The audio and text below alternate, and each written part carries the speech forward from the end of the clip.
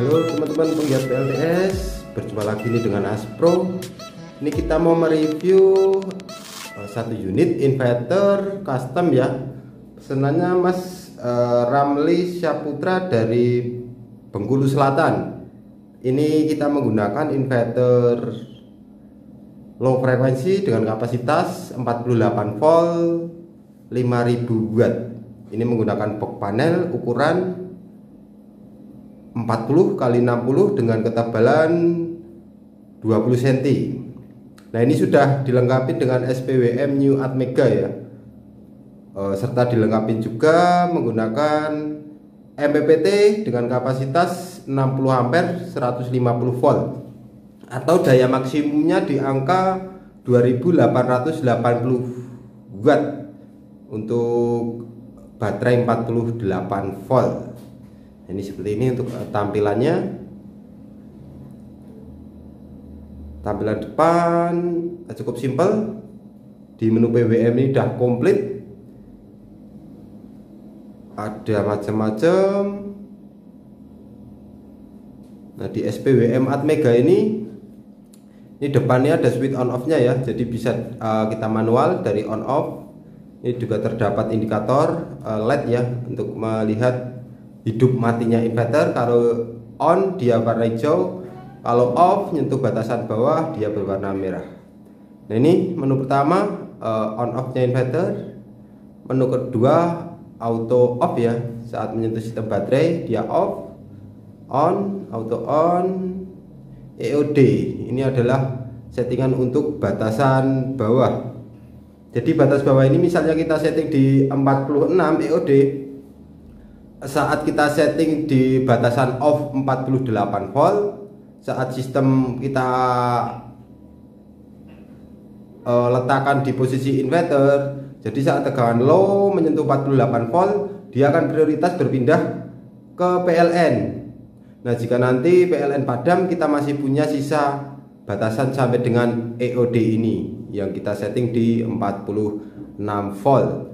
Dan untuk over DC ini dia untuk batasan atas, jadi maksimumnya tegangan DC yang bisa untuk mesin berjalan ini sampai dengan batasan over DC ini ya. Jadi biasa kita limit untuk sistem 48 volt ini adalah di 58 volt. Nah, ada menu adjust voltase ya, voltase untuk tegangan DC yang kita pakai. Ini untuk kalibrasi aja biar lebih akurat untuk tegangan pembacaan tegangan baterai ya yang kita gunakan. Untuk menu ke-6 ini terdapat AC volt. Jadi AC volt output ini standar pemakaian di Indonesia adalah 220 volt. Nah, kadang ada juga untuk pemakaian alat-alat produk luar yang menggunakan tegangan 110 volt. Nah, kita bisa arahkan AC volt ini ke 110 volt. Nah, terus untuk menu ke-7 ini ada ini auto on. Jadi auto on ini adalah saat dia menyentuh proteksi. Saat dia menyentuh proteksi bisa kita jeda mau 2 detik, 3 detik atau off. Jadi saat menyentuh proteksi dia saat kita atur di 3 detik, setelah menyentuh proteksi dia akan off, terjeda 3 detik baru akan on kembali. Jika kita arahkan ke off, nah dia on lagi jika kita restart untuk tombol manual on off nya. Untuk menu ke-8 terdapat idle fan. Ini adalah RPM kipas posisi standby. RPM kipas ini dari 1 sampai dari off ya sampai 100%.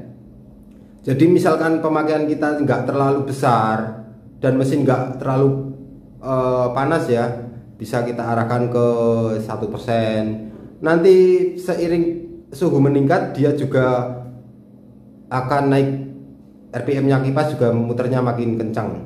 Jadi ini adalah posisi standby kipas ini mau muter di berapa persen. Terus untuk menu ke-9 ini terdapat ini buzzer ya. Buzzer ini untuk indikator aja, untuk indikasi kita jika terjadi problem atau terjadi perpindahan, buzzer ini akan berbunyi. Bisa juga kita off kan ya. Jadi saat menyentuh tegangan baterai bawah, buzzer juga akan berbunyi. Saat menyentuh proteksi apa, dia juga akan berbunyi. Saat berpindah, dia juga akan berbunyi. Jadi misalkan kita off kan juga bisa. Terus menu ke-10 ini ada prioritas. Prioritas ini ada 3. Jadi inverter, hybrid maupun UPS. Nah kalau kita arahkan ke UPS, dia adalah yang kerja utama adalah PLN. Inverter hanya bekerja sebagai backup saat terjadi PLN padam. Jadi inverter akan masuk secara otomatis, secara cepat, secara sinkron ya. Karena alat atau mesin ini udah mampu mensinkronkan gelombang antara PLN dan inverter. Jadi saat salah satu sumber hilang, PLN hilang, nah inverter itu akan masuk membackup des. Nah gelombangnya itu udah sinkron. Jadi nggak ada jeda, nggak ada persimpangan fase. Jadi peralatan elektronik Anda tidak akan restart. Nah ini jika kita arahkan ke hybrid. Hybrid ini fungsinya jadi kedua sumber ada ya. Jadi dari panel surya, dari charging PLN. Nah kebetulan unit ini nggak kita kasih charging sesuai permintaan customernya. Jadi hybrid ini belum berfungsi. Nah kalau mau difungsikan posisi hybrid ini, bisa nanti ditambahin untuk sistem charging sendiri. Karena hybrid ini settingannya adalah tegangan baterai. Saat tegangan baterai menyentuh yang kita setting, sistem charging akan berjalan. Saat menyentuh tegangan charging batasan atas atau auto off, sistem charging juga akan berhenti. Nah ini ada lagi prioritas inverter. Nah kalau prioritas inverter, dia yang kerja juga prioritasnya di inverter. Jadi saat tegangan baterai atau tegangan dari panel surya produktif, tegangan baterai terjaga, nah dia yang kerja prioritas utama adalah inverter. Dia akan berpindah ke PLN jika tegangan menyentuh setting auto off tadi. Kita setting auto off tadi 48 volt. Jadi saat tegangan menyentuh auto off 48 volt, dia akan berpindah ke PLN. Saat nanti menyentuh auto on lagi, dia akan berpindah ke inverter lagi. Nah ini perpindahannya ini juga melalui mode sinkron. Jadi nggak ada kedip, nggak ada persimpangan fase. Jadi sangat aman ya untuk peralatan elektronika. Untuk digital, untuk peralatan nggak bakal restart.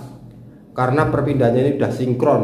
Gelombang atau fase antar PLN dan inverter ini udah ketemu lah. Maksudnya udah bener-bener nyatu, nggak ada persimpangan. Seperti itu. Terus menu ke-11 ini ada apa lagi ini? Kita lihat untuk tampilan ke-11 standby on. Nah, standby ini bisa kita on atau off. Jika kita on kan, maka dia inverter ini akan on terus.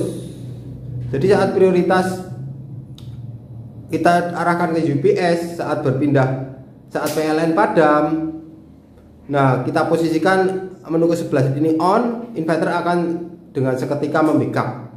Jika kita arahkan ke inverter off, nah dia akan terjeda ya, menunggu proses stabil dulu, terjeda kisaran 3-5 detik baru akan outputnya akan keluar. Terus ini menu ke-12 charging on. Charging on ini untuk settingan di hybrid tadi. Tapi ini nggak pakai charging, makanya tidak diperlukan untuk settingan charging on. Atau nggak ada menu hybrid. Charging off juga bisa. Ini untuk temperatur charging. Jadi untuk charging ini terdapat juga di menu hybrid ya. Jadi yang include sama charging dari PLN. Ini bisa diatur dari sini untuk temperatur charging. Nah ini 38 bisa kita atur juga sesuaikan kebutuhan. Jadi misalkan kita menggunakan trafo, tentunya saat charging trafo itu akan panas. Nah nanti lama-kelamaan kalau suhunya di trafo itu nggak terkontrol, pasti akan rusak atau akan meleleh. Nah makanya ini kita kasih di SPWM ini adalah limit suhu yang dapat bekerja. Jadi saat melebihi limit ini, sistem charging akan berhenti. Nanti saat dingin dia akan on kembali, seperti itu. Ini relay on. Nah relay on ini bisa kita aktifkan juga untuk sistem sistem kipas. Nah kebetulan di unit inverter ini kita aktifkan sebagai kipas ya. Jadi saat suhu meningkat di atas berapa yang sesuai yang kita setting di charging on, di relay on ini, kipas akan bantu muter atau mendinginkan mesinnya di dalam. Lanjut menu ke 16. Nah ini voltase ya, ajus voltase output. Jadi akuratnya voltase itu misalnya 220 atau 225 bisa diatur di situ. Nah, ini udah kembali ke tampilan depan. Nah di depan ini terdapat udah komplit banget ya untuk parameternya, dari voltase, dari prioritas, dari tegangan baterai, dari wattnya juga udah terpantau.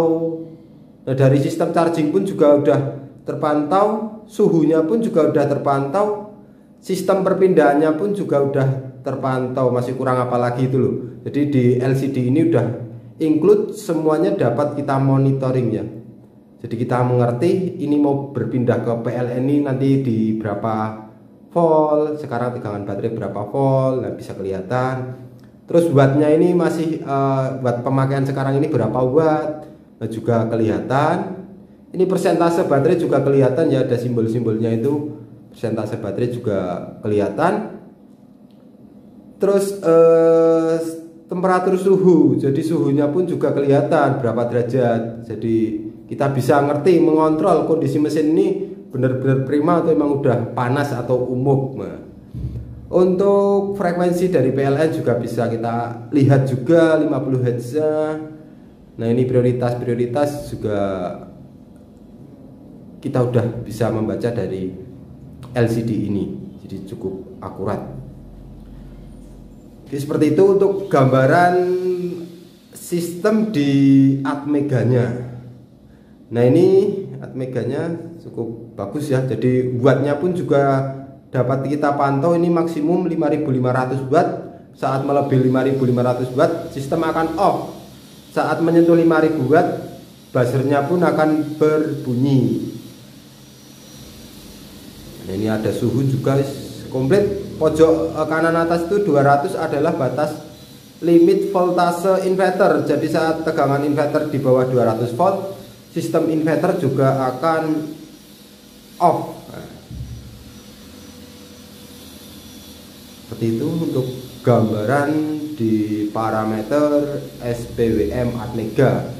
Nah biar yang masih pemula atau belum mengetahui, sedikit banyak bisa bermanfaat dengan adanya video yang saya buat ini, terutama yang pesan produk ini ya, biar saat mengoperasikannya dia nggak kebingungan. Nah ini untuk MPPT kita juga menggunakan MPPT kapasitas 60 ampere atau maksimum PV 150 volt. Nah ini bisa dilihat di monitor LCD MPPT PV nya ya 70 volt. Ini arus baterainya, tegangan baterai ini 50 volt dengan arus charging dari panel surya sebesar 23,8 ampere. Nah ini suhunya ya 57 derajat bisa kelihatan. Nah ini D001, D002 ini untuk nyeting limit chargingnya ya dari panel surya. Mau kita limit di berapa volt bisa kita setting di sini. Jadi menyesuaikan dengan tipe baterai yang kita gunakan. Itu untuk monitor di ya MPPT-nya. Itu ini panel surya produksinya 1196 watt. Ini posisi siang hari cukup agak-agak mendung ya, tapi udah cukup lumayan. Dengan tegangan panel surya yang kita gunakan itu VOC-nya di 85 volt.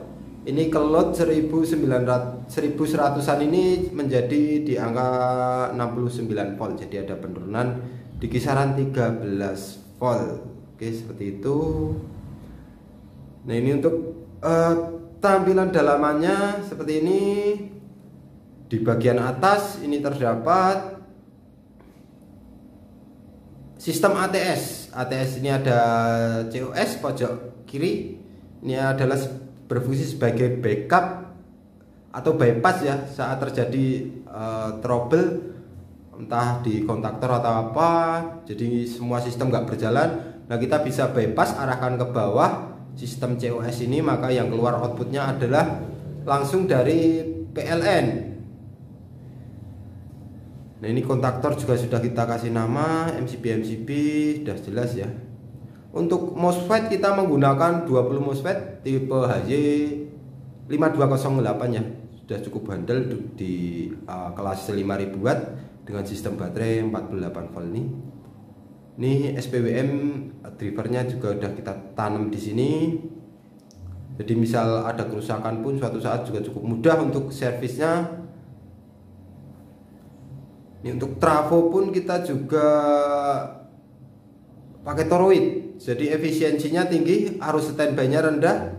Ini trafo ini juga trafo yang full tembaga, jadi bukan cuma aluminium atau apa. Jadi kita tetap garansi untuk semua unit yang kita jual. Trafo pun juga kita garansi. Ini trafo bener gede dan bener tembaga, serta daya outputnya pun juga nyata ya, mampu kita load sesuai spek yang dipesan. Nah, ini ada terminal bloknya dari baterai, panel surya, input PLN dan output. Yuk langsung saja kita simak untuk sistem aplikasi di unitnya.